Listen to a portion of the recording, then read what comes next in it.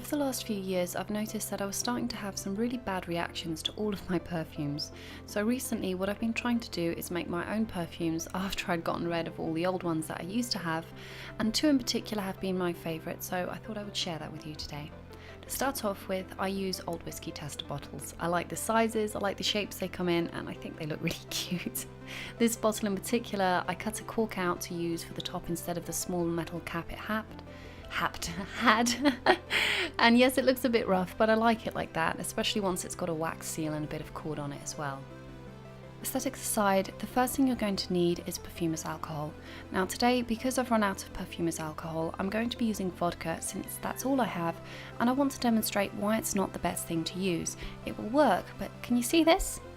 90% of your bottle is meant to be filled with Perfumes alcohol, and the other 10% are your scents or essential oils. Vodka, even if you give it a really good shake, won't dilute the oils. Instead, they're going to sit on the surface like this, so that's why you want to use Perfumes alcohol if you want to avoid having to shake the bottle each time you want to apply it. There are two recipes that I've done a lot. The first is my everyday perfume. This is a mixture of sage, lemongrass, vanilla and chamomile, and it's a fresh citrusy smell that has warm undertones of vanilla and sage, and it becomes more noticeable the longer you wear the perfume. So those initial citrusy smells are going to fade away, and it will go from quite a fresh smell to something that's really nice and warm and comforting, and that's why I really like it. And this is the mixture that I use for my everyday scent or perfume. The second one, this is my special occasion perfume, and that's just got equal amounts of these three ingredients, whereas before you had 3% and 2%.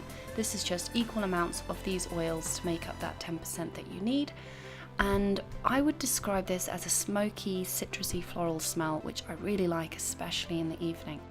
And that's it. Simple. If you want a more in-depth post, I'll have that linked down in the description box, where you can go to my blog and find a lot more DIY stuff, which is covered in a bit more depth than I do in the videos, just because with the videos I want to get to the point, and then the blog is for people who want to know a few more specifics. As usual, I hope you liked the video, and I'll have a new video for you soon.